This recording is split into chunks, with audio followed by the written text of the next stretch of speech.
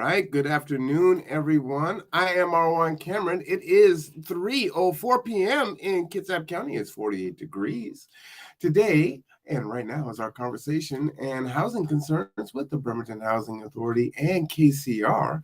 And every second Wednesday, we are joined by Kirsten Jewell. So I'm going to go ahead and bring her on up.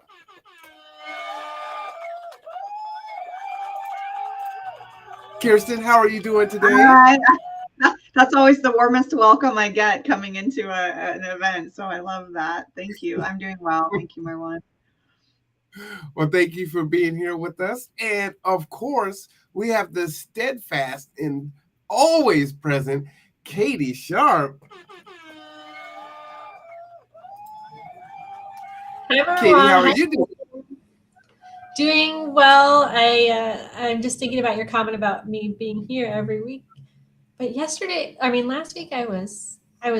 have been busy. I was into something. I ended up not coming on that Wednesday. You probably opened it up like, where did everybody go? So here I'm back.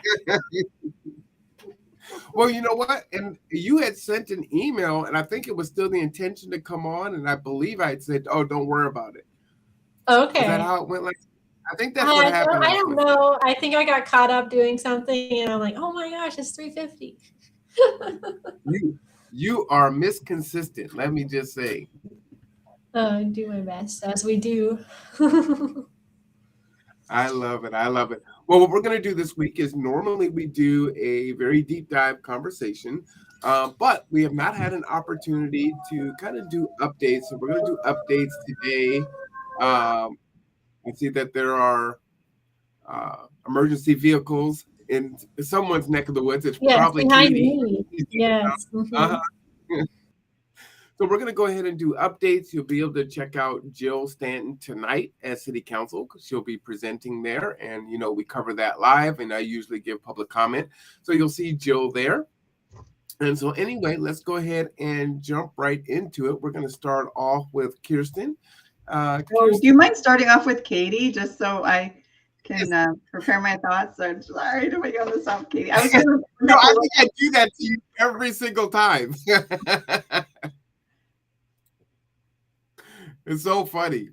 So let's go ahead and start off with and the shelters are not open. Let me turn that off. Sorry, I just want to get our stuff on here. We use a different background here. We'll start off with you, Katie. Well, for the Bremerton Housing Authority, there's a lot of work starting up this task force with the community. Jill is one of the three kind of organizers of this affordable housing development task force that's happening, where housing opportunities are coming together with opportunities for funding and organizations that want to start developing affordable housing, or they already have an opportunity. They just don't know how to get the funding or anything like that. So it's a collaborative effort to come together and increase affordable housing supply. Bremerton Housing Authority is one of the main organizations in that task force. But I think the email that just went out, there were 77 individuals that are signed up as part of it right now. So it's growing. The word is getting out. It's a very exciting time. As from the Housing Authority standpoint, we can't do everything alone. So this coordination is key to making action happen. So we're really excited. I don't know if Jill's talking about that today, but I think in general, that is on our mind. How do we get that started? And how do we communicate that that's an opportunity for others to have an impact in affordable housing? And with that being said, I think that I'm just going to say, I think the team, the Tony Ives from KCR, Joe Crane from the St. Vincent de Paul, and Jill, one or all will come to the coalition meeting in April to present about this task force. That is a tentative plan. I'm hearing in the background that will happen.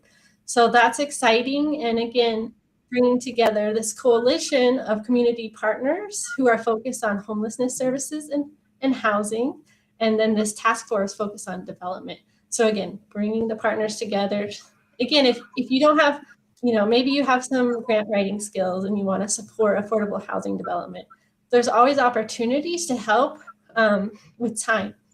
So, and again, like the coalition is really important in bringing these partnerships together. So next Wednesday, we're having a hybrid meeting for the coalition. And I wanted to put that out there as, again, it's the Kitsap Housing and Homelessness Coalition. And it will be our first hybrid meeting. And because we couldn't meet in December because of weather, we're presenting the 7 awards in person. So Marwan, did you want to talk about providing refreshments? And yeah, I do. I do, but first let me say, I don't know if I would say necessarily a sea change in regard to this collaboration that's happening right now, but definitely a gear change, right? Because these organizations have been doing great work, especially through COVID and now kind of post-COVID. And there's like this next gear of saying, hey, we could do more together and let's all get on the same page and see how we can bring dollars into the county and into our cities to increase our housing stock. And so that's definitely a little bit different. It's like breaking down the silos and really taking advantage of different individual organizations' knowledge, skills, and abilities. Is that kind of how you see it? That's how I see it, as far as, accomplishing our long-term strategy and our goals. Again, we can't do it alone. We can do so much more together. So I'm just glad to see this happening. I know it's at its baby stages, but the more voices we have right now and the more organization we'll get, it's just impressive to see how much has been done so far. Yeah, absolutely. So in regards to next Wednesday at 2 p.m. Is the Kitsap Housing and Homeless Coalition event, which we're super excited to be supporting. And I believe it is open to folks that want to come down to the Norm building. Yeah, it's open to anyone to even meet with the partners, have just listen to the presentations and see what kind of impact was made last year from the award presentations, and then just to talk with everyone. I mean, it might be a short meeting. Usually our meetings are scheduled from 2 to 4, but we don't have any specific community presentations on the schedule. So it's more about celebrating the award winners and networking opportunities amongst the partners. Yeah, and we're going to have some delicious desserts and treats for everyone. And of course, if you can't appear in person, we will be broadcasting that out live as we always do. But hopefully you will come down and meet some of the awesome people that are doing work here in the community. So it should be really exciting. And I look forward to seeing people. Yeah, that's in downtown Bremerton at the Norm Dix building. I guess I've been hearing more and more that it's being called City Hall, just because the city is. I saw that today, and I've seen it before. So anyway, there's a lot of names, I think, but it's the Norm Dix Government Center, where the city and the mayor are, where they meet every Wednesday. So. I appreciate you telling me that. I'll have to, change my language and start calling it City Hall. I'm not saying I call it that, but I some people might know it as that, and I guess it makes sense. We're just used to calling it the Norm Dix building. But also, to that point, the meeting is right before the city council study session. I don't know if it's a study session next week or a meeting. Yeah, it'll be a study session next week. Yeah. Yeah, but they all happen in the same building, so. I love it. All right. So yeah, please come on down. That'll be 2 p.m. and usually goes from 2 to 4, but like Katie said, probably won't go all the way till 4, but come have some desserts, do a meet and greet, network, as Katie was saying. We're going to have a good time. Anything else going on with Bremerton Housing Authority right now? That's definitely the highlight. I think there's, we're presenting at different community meetings, getting the word out about what we do and how you can help. And always, if you know a landlord who, is interested in helping, with the housing crisis, housing voucher holders is a great way to support that solution. So if you just can contact us and we can work you into the Section 8 program, there's always good benefits to that. And it does support and increase housing supply. So. Have you noticed any change in regards to new landlords coming forward and offering their properties up? Yeah, we've seen an increase, but also we've seen a lot more housing happening. So we have less shoppers on the street, which is a good thing, right? So housing is becoming more available. And so again, just a consistency of working with landlords and having everyone ready to be part of the program. So we rely on landlords and we appreciate all the support they give us and the patience they give us because it's a very complicated program. So, but we're always open to having conversations and doing outreach as far as educating both the public and our partners or the landlords with what we do and how they can help. I think it's good to kind of check in and see anecdotally, what's happening and what people are hearing, what direction things are moving in. So that's definitely encouraging and hopeful for sure. Well, thank you for that update. I appreciate that. Kirsten, are you ready? I am, and thank you for your patience. I just was looking at some different legislative bills to see where they are in the process. I think I'll talk a little bit about legislative stuff at the end. But I just wanted to give a few updates. It's hard to remember what I've talked about the last time since a month goes by in the blink of an eye, and I can't remember if I've already covered some of this, so forgive me if I'm being duplicative. We are in the process of wrapping up our data entry for the point-in-time count. It's a massive effort to sort through all of the surveys and unduplicate them and then get them entered into the database correctly. The way the process works is that at the local level, we do some unduplication of those surveys. We're primarily concerned with surveys from people who are unsheltered and doubled up. People who are sheltered, their information is already in the database in Homeless Management Information System. And so we don't have to usually do anything with that data other than make sure that our shelter subcontractors have their data up to date for that night that data is getting pulled. So we're primarily focused on all the surveys that got collected during the Project Connect events and then during the outreach. So all of that gets entered into the Homeless Management Information System, and then the state looks at it and they vet it for any missing information or any duplicates. So there's sort of two phases of deduplication. And then usually around May, it usually takes the state a little while to actually do this. They usually give us what's called our certified numbers. So they've essentially gone through all their process of unduplicating and making sure all the data is correct. And then we get those certified numbers back. And then the state submits all of the numbers in aggregate to the federal government, which is a federal requirement. So it can take a lot of time because there's a lot of effort to try to make sure that the point-in-time count data is accurate and correct. So we might have some sort of preliminary numbers in a few weeks, but we have to wait until we get all that data rounded up and submitted. And we always produce a summary sheet of point-in-time count data. So if you want to look back at prior years, you can see those are all on the Housing and Homelessness Division web pages. I wanted to comment on the severe weather shelters. We've talked about this program a bunch, and it's a pretty remarkable program run by a huge number of volunteers.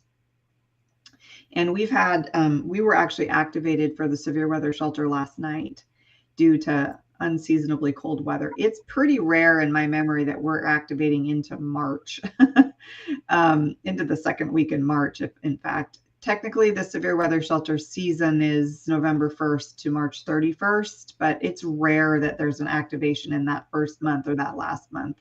So we've been definitely having some unseasonably cold weather. I am so impressed with all of the shelter volunteers who have managed to step up and be able to open the shelters pretty much every night that we've that we've asked them to do that because we met the weather criteria. We do have some preliminary data on kind of numbers of people served so far, and we'll be putting that up on the website pretty soon. We usually produce a kind of end of the season report on numbers of people served and nights activated and all of that. But it's been an extraordinary effort, especially because we've had a really long stretch of cold weather for the last couple of weeks. So that program continues to do amazing work, and we're so grateful for all the people that they're helping. Every single person that they help is a person that potentially was saved from exposure that night. Wanted to talk a little bit about the coordinated grant application process. So this is the funding that it funds. This is the homeless housing grant program, the affordable housing grant program, the CDBG program, and the home program. So we run a grant cycle for the homeless housing and affordable housing funding every other year. CDBG runs their services program every other year and their capital program every year. This year, we are looking at how we can even further expand the coordination of those programs that have already been coordinating for a dozen years or so with our 0.1% mental health funding grants and the new CIA, Community Investments in Affordable Housing grants.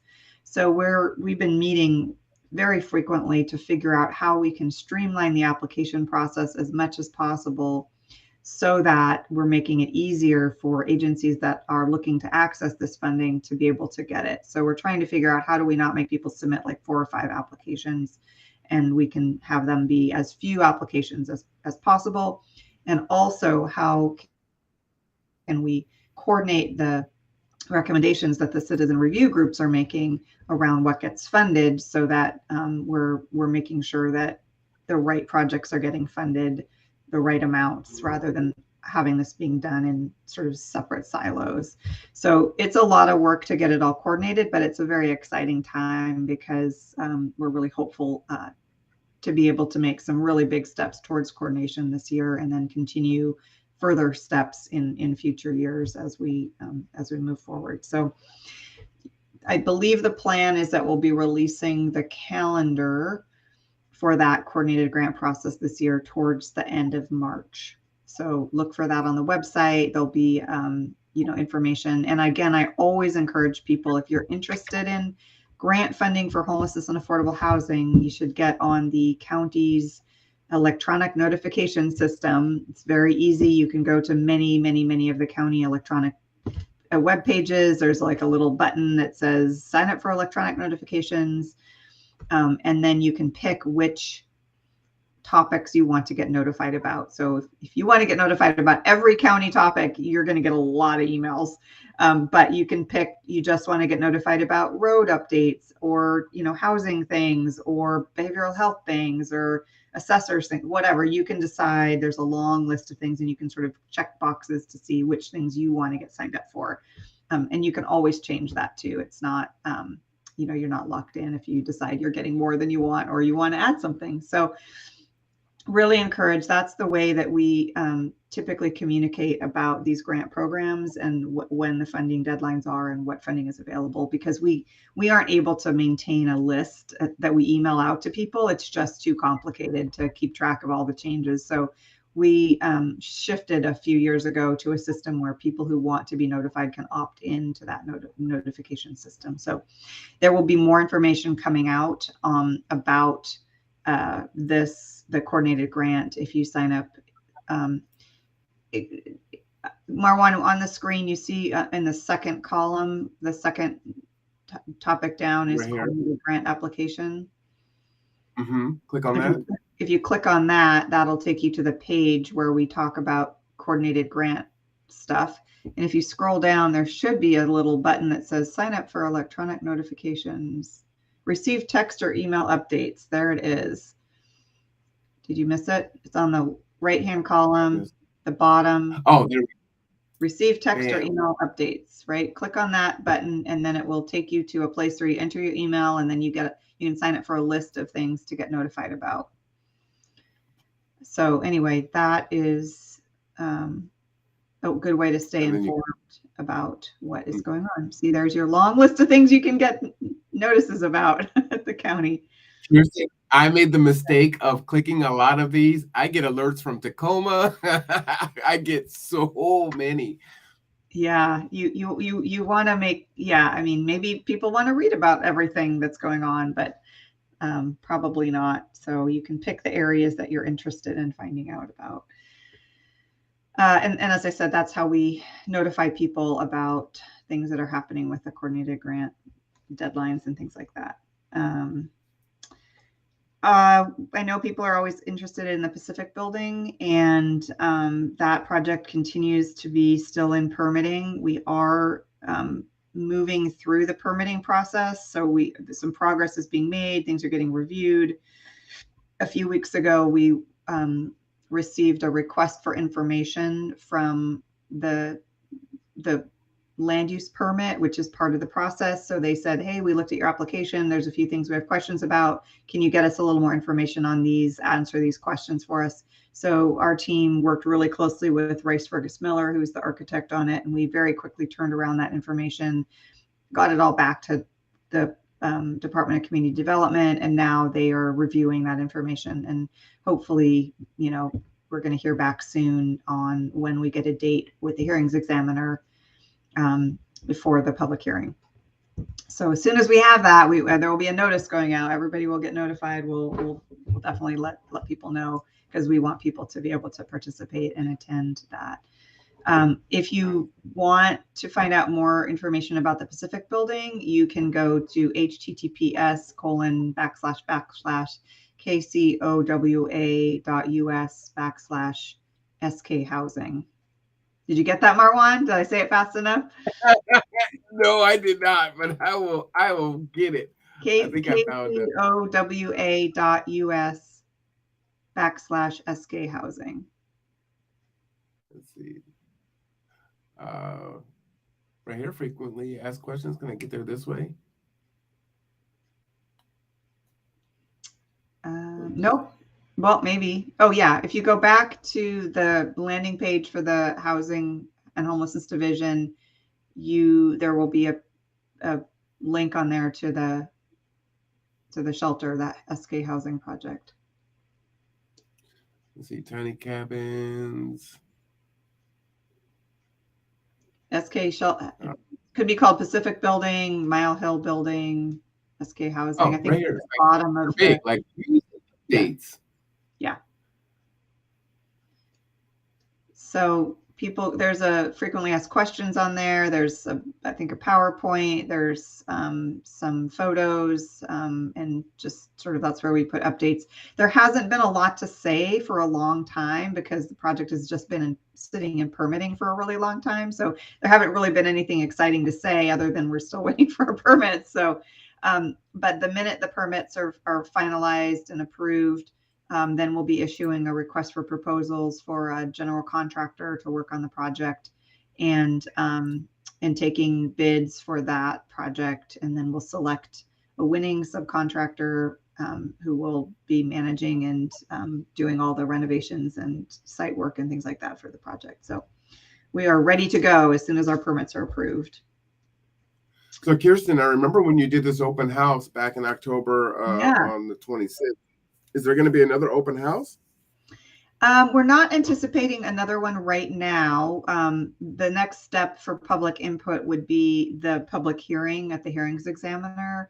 I think they do an open public comment period where they can take written public comment, but I think there's also a time when people can show up and give comment in person. And that's kind of this very legal process that we have to step through. Actually, DCD steps through it with the hearings examiner, and we're kind of the applicant in that situation. And so we'll be there presenting information and answering questions. Of course, once the building is all renovated and beautiful and ready for occupancy, we will have a big community open house, celebration, party, ribbon cutting, all of that stuff will happen once we have the building is ready to occupy. But we're still fairly far out from that. And I would just add, I'm looking here at looks like a PowerPoint, new temporary emergency housing program, Mile Hill Road, April 26, 2021. Like, these things take time. It's not, you can't snap your fingers and all of a sudden there's, more stock available, right? There's a process that you have to go through, and it's tedious, and so people are working as fast as humanly possible. And it's like, it can't get here fast enough, but it's like, it's not for lack of, people are working hard.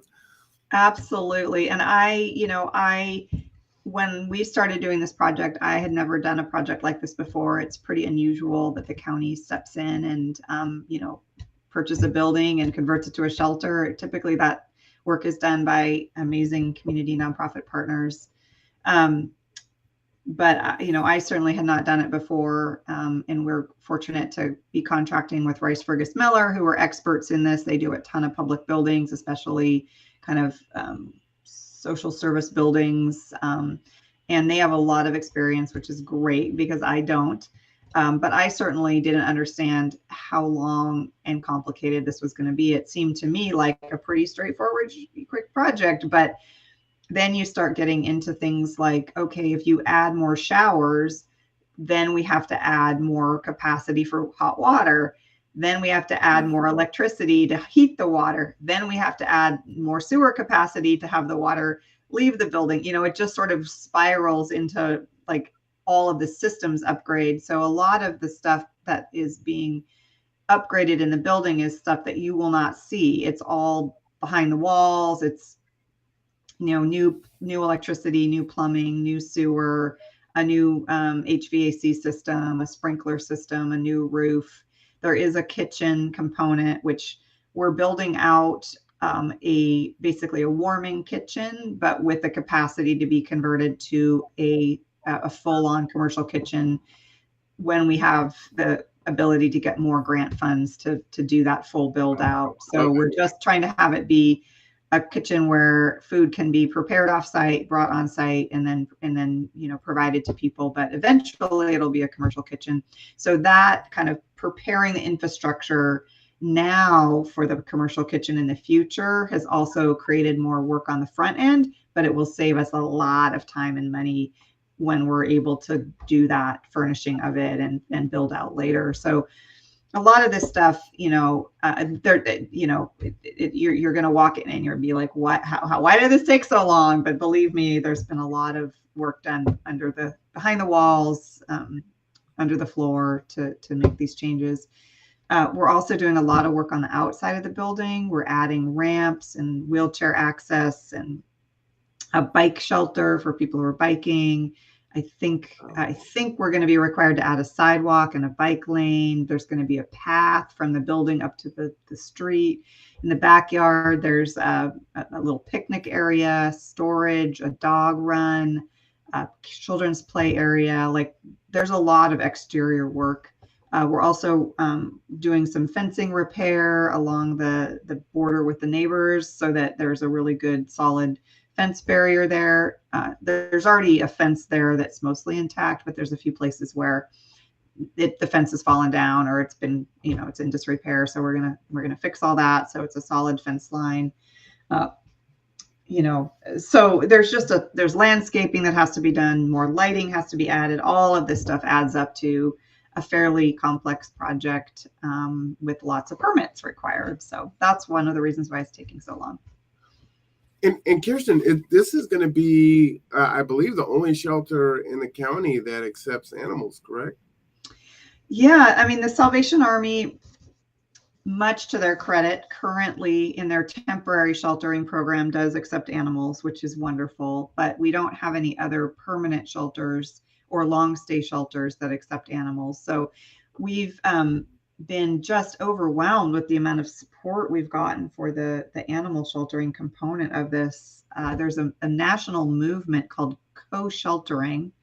And when we started down this road, like recognizing that a lot of people living outside have animals as part of their family, and they don't have a shelter to go to because most of the shelters won't take animals. And so we wanted to create this new shelter to have co-sheltering, and that in and itself has been a long journey of exploration. And we've been really excited to find out that we have a huge amount of support here locally from local veterinarians, our local humane society. Volunteers are interested in helping with that part of it. And then nationally, there's a bunch of organizations that have a mission of increasing the number of shelters that accept animals. The ASPCA is one that's a really large, animal welfare, I don't even know what it stands for, ASPCA. They have a huge initiative to support shelters. We got a small grant from the ASPCA to pay for all of the animal components of the shelter remodel, because all of our grant funding doesn't pay for that, right? It's all about the people sheltering. And so we have to get a separate grants for the animal sheltering part. I'm actually participating in a conference in 2 weeks on co-sheltering, where it's a national conference, and we're actually going to be part of 2 different panels as kind of a example of a new shelter program that's getting designed and a new facility that's getting designed, and how we can build in better ways to take care of people and animals in the design, and then also in the programming. So we'll be working with Kitsap Rescue Mission on this, and they've got staff who are deeply involved in all of this work as well. So anyway, that part of it has been really exciting, and I'm just thrilled that there's so many contacts out there and so much just support for doing this work. It's critically important to get more people and animals back inside and on track for housing. So yeah, that is huge. So did I miss, is there a projected opening date? I'm not even I'm not hanging my hat on anything until we get those permits approved.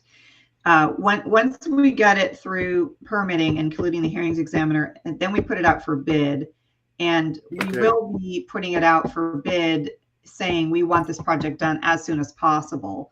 And one of the things that the contractors will turn into us is their estimated timeline. So once we have that, then we can start saying, well, here's what the contractor is saying that their estimated timeline is. But until that, I don't have any way to project that. Part of it depends on this permitting process. Part of it depends on, again, supply chain stuff. You don't hear about it as much anymore, but it's still a thing in the construction industry. There's still shortages of things. And we have to, fit into their construction time frame and all that. But we'll definitely be putting a premium on moving fast. And we've been trying to tee things up as much as we can with things that we know might take a little longer. We're trying to be proactively prepared to do those things sooner so that we can make this move along faster. Any other questions about the building? No, I think you covered that. I was just going to say, I think that's it's so important to provide the updates. People aren't thinking every day, like, when is the shelter opening up? So the last time we have a conversation about it, like I said, might be a month or 2 months ago, and they're like, hey, what's going on with that? So I'm that update is about it every day, but I know it's not necessary. And especially, I genuinely, but especially, with the closing of the Salvation Army, it's definitely on our mind. And we, the goal in our collectively developed homeless crisis response and housing plan for Kitsap County is to have shelters in all parts of the county, not just, Bremerton and South Kitsap now. So the idea is that, after this shelter is done and up and running, then we'll start looking at other locations. A lot of it depends on the funding, though. I mean, that's the bottom line. This is kind of a segue into the legislative update, but I think I've talked about this last time, but one of the things that's really concerning is that the primary source of funding for our homeless programs is seeing a really big shortfall. We've seen a 38% reduction between 2021 and 2022 in our funding, document recording fee funding, the sort of source of the funding for both our state contracts and our local funding. So that is going to have a really big impact on what we can afford going forward. We've put in a lot of legislative requests to backfill this, to sustain this funding, to basically make up some of the difference of that funding in the state budget. But we won't know the outcome of that until the legislative session ends at the end of April. So we're just sort of hoping, encouraging people to advocate, making a big deal that this is going to have a huge impact. So that is something that is really, really going to drive how much money we have available to support the current shelters that we have, and then also future development of shelters. So let me ask you, Kirsten, how could that potentially impact? Let's say money doesn't flow in and there's just a 38%, chop, and that's a chop. That's not a cut. Yeah. That would be massive. It's almost 40%. It would be massive. Yeah.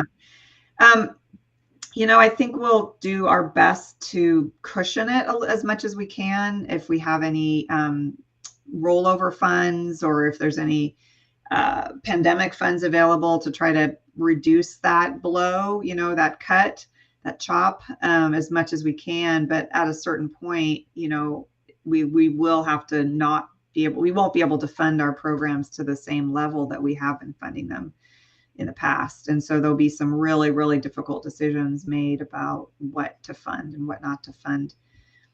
I remember going through this during the Great Recession, and it was painful. The state had a lot less money to work with. The local governments had a lot less money to work with, and we really had to kind of contract what we were able to fund, and it was awful. So we are really hoping that we won't have to do that again. So are you already doing some strategic planning, for a worst case scenario? Like, hey, we don't get. I mean, yes and no. I mean, as I said, we won't really know what the consequences are, or like what this is going to look like until the legislature adjourns at the end of April. And then we'll know what we're working with and what the shortfall really looks like. And we'll be figuring out what to do from there. Is there any insight that you can glean, like what direction things are flowing in? Does it look like there's political will? Yeah, I know that the Washington Low-Income Housing Alliance has been working really hard on this issue. And I know that there was a letter that was signed a sign-on letter from a lot of different legislators urging the folks working on the budget to make this funding a priority. So there is good awareness, I think, way more than there was before. There is awareness of this as a pretty urgent issue. So I would not lay money on it or anything, but I'm guessing they'll probably do something to try to backfill. Now, whether they can 100% backfill is probably unlikely, because there's just a lot of other competing needs out there as well, and other important things to fund. So, but I think we're going to get, my guess is we would get some help with this. We just don't know how much at this point. So that's a good segue here. There was a question that someone wanted me to ask, and they couldn't make it to the show, and this was for everyone on the panel. And it is, what would it take to start getting families into housing? And can you educate us on why it's so hard? Do you want to go ahead, Katie? I've been talking a lot. My throat's parched. So Bremerton Housing Authority specifically works off a lot of wait lists. So it's really important to get on the wait list when they are open. But I want to speak to the second question on why it's so hard. There's a lot of reasons that kind of come together. There's a lot of, to qualify, you have to fill out these forms, you have to do certain things, certain steps, certain timelines. We're always trying to reduce those barriers that we have control over, but there are barriers, rental history, credit checks, things like that are sometimes they just make it really difficult to get into long-term housing. I always say, if you have an opportunity to choose like you could go to a food bank if you make sure to prioritize your house payment first. So it is really hard to get in when you've lost your home. So I just have a unique, maybe narrow perspective on that, but I do think there's a lot of barriers that add into this, and we are always trying to reduce some of those barriers we have control over. But a lot of requirements, a lot of programs, they don't talk to each other. Like say that you went for energy assistance at KCR and you had to verify your income, but to get something from the housing authority, you also had to verify your income, but we may need different types of income verification, and it's really complicated. And again, we try to coordinate, but there's a long way to go on that as well. So there's a lot of reasons. Specifically, getting into housing is difficult. So that's what I have to say about that. Katie, does the Bremerton Housing Authority do any advocacy work? And I would assume this would be a follow-up question from this person, to say, hey, feds, HUD, you need to streamline this process. You're making it so hard for people to have access to support and assistance. Does BHA do any kind of advocacy work there?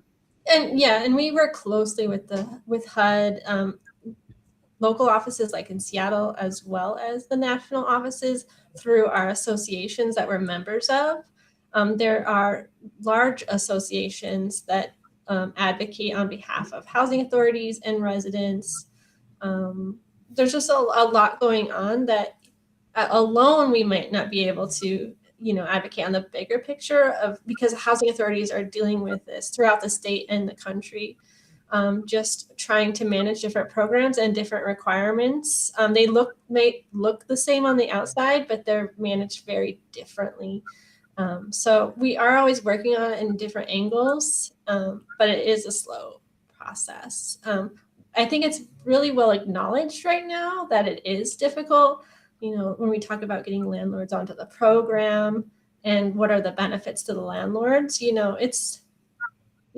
we do what we can, but it is still complicated. We do inspections, but they also still have to do their own move-in inspections. We don't do those it just adds a lot of extra steps that right now that's just what we have to manage to be compliant with the requirements and make sure we're providing the programs as they were written. So. And, to that end, Jill Stanton has done some amazing work into getting resources into the city, into the county. So she's been working her magic in a lot of different arenas there. Fantastic. Kirsten? Same question for you. What would it take? Yeah, I would say we already are getting a lot of families into housing. So I don't know. I'm not sure what the basis of the question is in terms of starting to get families into housing, because I think there's work being done all of the time. Hundreds, and actually, I think probably more than 1,000 families got into housing last year through KCR programs, through housing KidSet programs, through Bremerton Housing Authority programs, through Olive Crest programs. There's tons of organizations working all of the time right now, getting families into housing and being very successful at doing that. And there's still families that need help, right? There's a lot of work being done to prevent people from getting evicted so that they don't lose their housing in the first place. We've put millions of dollars towards this effort. And I need to come back to that because I want to talk about that in just a minute. But we've put millions and millions of dollars into the effort during the pandemic to not have people get evicted. But as we've talked about before, one of the challenges is that there's just not enough housing for people, especially people who make lower incomes. And so all of this work that's being done by the task force that was talked about earlier, and the new funding, the CF funding, all of that is in an attempt to increase the production of housing units so that there is more housing for people to go into, and particularly, again, housing that is affordable for people with lower incomes. So it's a complicated problem. You've heard me talk before about the musical chairs problem, and this is exactly that issue. We just don't have enough houses for everybody. So it's harder for people to compete in the housing market, even though I think it's getting just marginally better recently, but it's still pretty difficult. It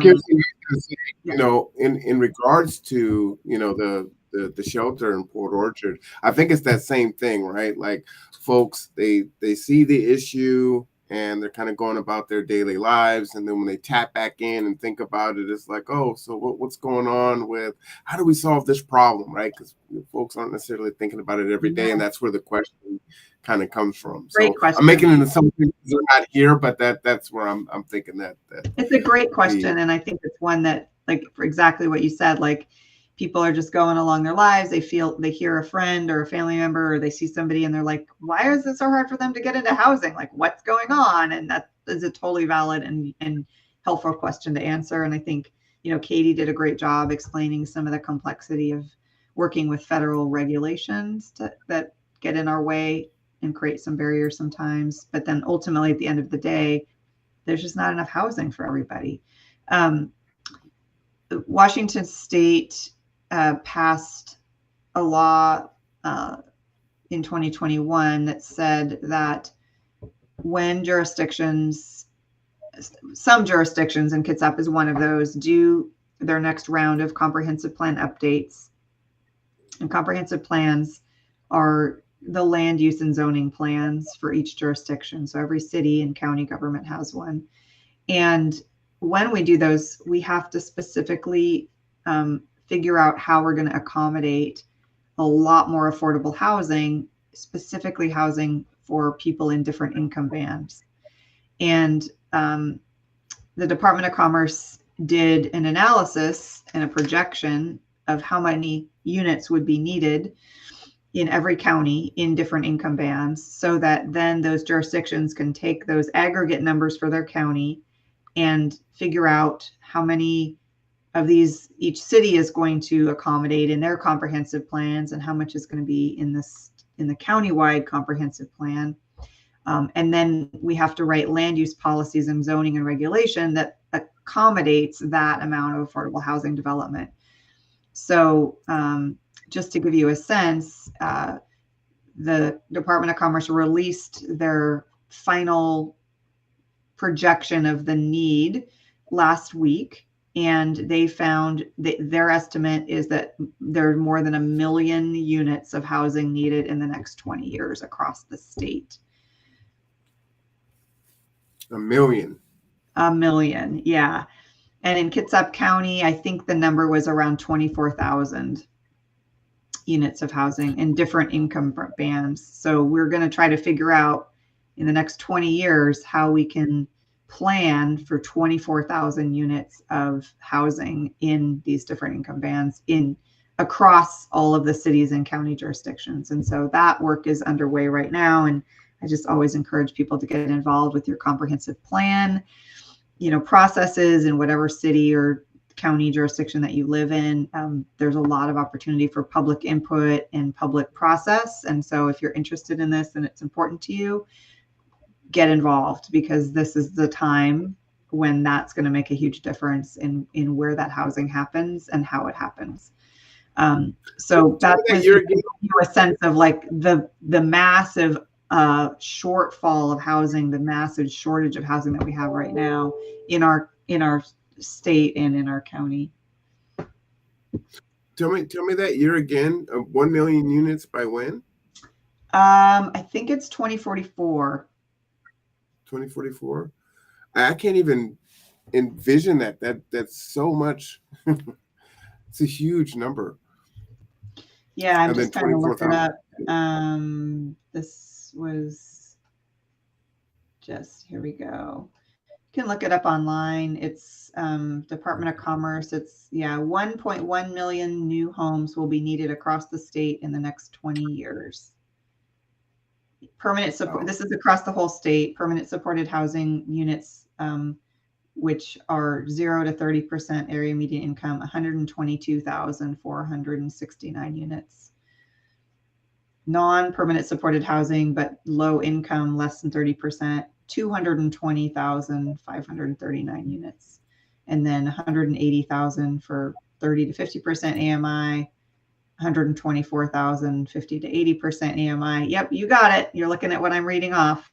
Scroll down a little bit more and you'll see the chart that I'm reading. So this is a massive amount, and you can click on those links and see the amount just for Kitsap County specifically. 91,000 emergency shelter beds will be needed. I think in Kitsap it's 1,600, just under 1,600 is the number for emergency shelter beds that are projected to be needed in the next 20 years. So this is a massive undertaking. The legislature is, working really hard. Right now is today is the cutoff day for bills that have to get passed out of the House of Origin. They're the first house where they're proposed, unless they're necessary to implement the budget. So there's a lot of activity right now trying to get bills passed. Like they'll probably be doing it until midnight tonight. And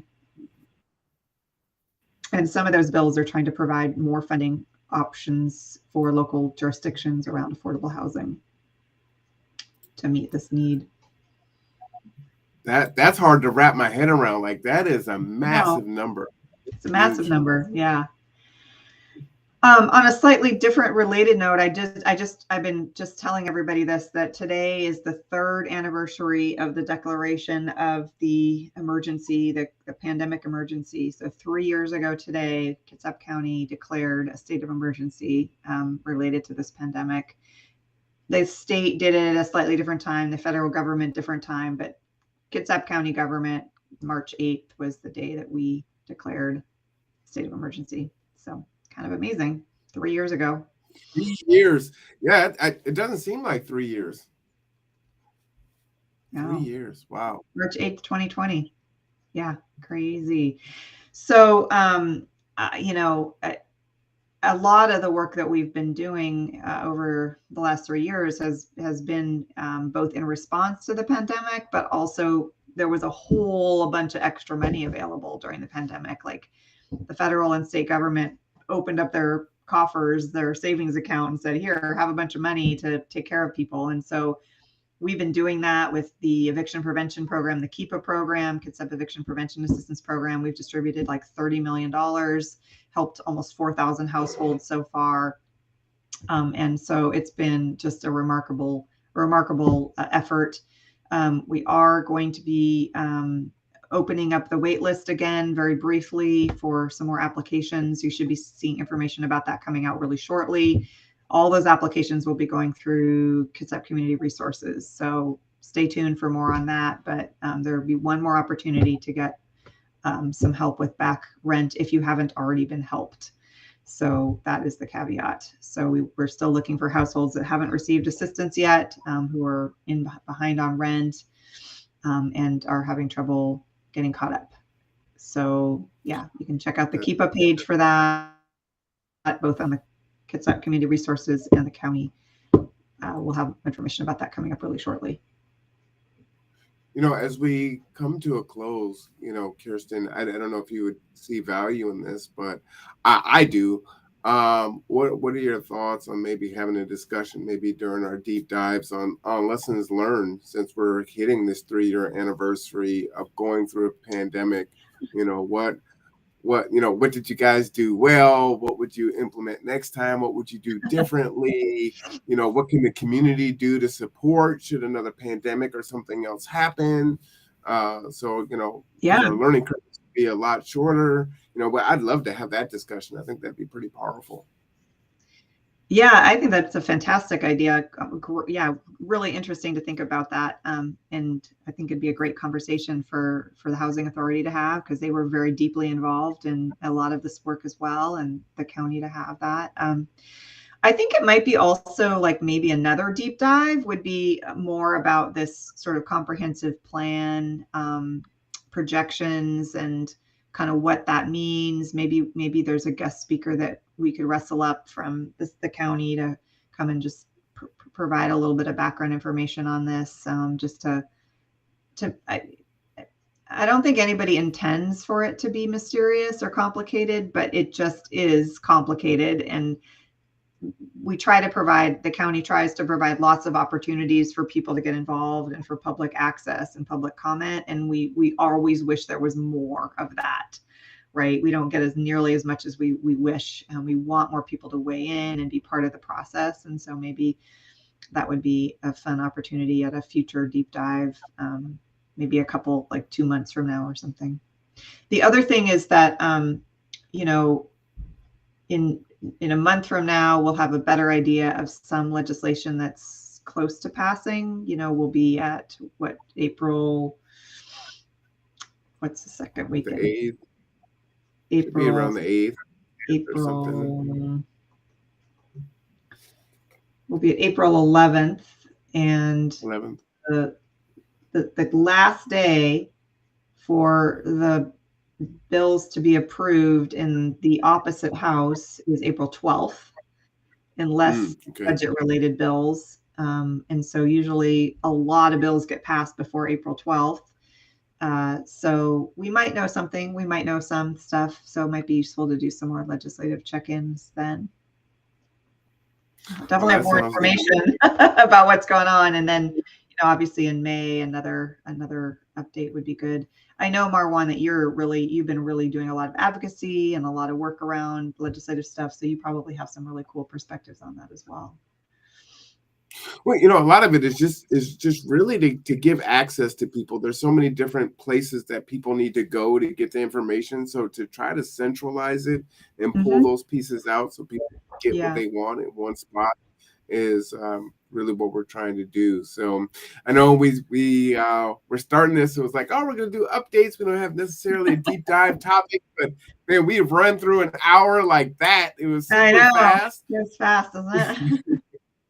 Chock full of information, right? I mean, this is all good stuff. And I learn something every time that you come on, for sure. And again, I appreciate you taking time out of your busy schedule once a month to appear and give us all of this. Absolutely my pleasure. Yeah. I love it. It's absolutely my pleasure. And I'm really excited to reach more people. We don't have a lot of venues to talk about this stuff. So yeah, I thank you for the opportunity, Marwan. It's always a pleasure to hang out with you, Katie. I was going to say earlier, I appreciate though that you can come some medium to talk about the progress of the shelter, because it's a really good example of how long it takes. You want to say, oh, you bought a building that already exists, just put a shelter in it. And now there's coding and RFPs and proposals and contractors and permitting. And even though you work in the county, you don't work in that department of the county. Yeah. And it's just a good example of being able to talk about it in real time. And I appreciate it. I think it's really good lens into like what it really takes. It's not just buying a building. It's not just buying a hotel and just converting it right away. It takes a lot of work to do it right. So I appreciate it. And I think it also is a good example of why it takes so long to get more affordable housing units. Mm-hmm. So, the legislature will pass some funding available for new affordable housing units, and then it takes a year to get that funding granted out to people, and then it can take 2 or 3 or 4 years before a building actually gets built. So even though there's a ton of activity right now in the legislature and all of this planning that's going to be being done at each jurisdictional level, it's still not going to be, we're not going to be seeing the instant result of a whole bunch more housing units all of a sudden. My hope and dream is that in 2 to 3 years, we start seeing a big production boom of affordable housing as this money starts to be put into actual projects and makes its way through purchasing, permitting, and construction and all of that. But, there's good work being done right now. Don't get me wrong. There is some happening, but I hope that we're really going to start seeing the fruits of all of this work that we're doing now in a couple of years when those buildings actually start being able to house people. And there has been quite a bit of fruit. Don't discount that. A lot of great work has been done in this county by a lot of great people, including the 2 that I'm on here on this panel with. Thanks, Marwan. So with that, I want to thank Miss Consistent Katie for always being here and being present and coming up with great ideas. Again, we'll be back next Wednesday for the Kids Up Housing and Homeless Coalition meeting and award meeting with food and refreshments down at the Norm Dix building, aka City Hall. And you can catch us right here in about an hour and a half for City Council. Public comment will be there. If you want to access and watch it through here or through BCAT, you can. But don't forget to subscribe, like, and share so you never miss our information at the Conduit on YouTube. All right. So for Kirsten Jewell and Katie Sharp, I am R1 Cameron. This conversation with housing concerns. This is the Conduit. We'll see you next time.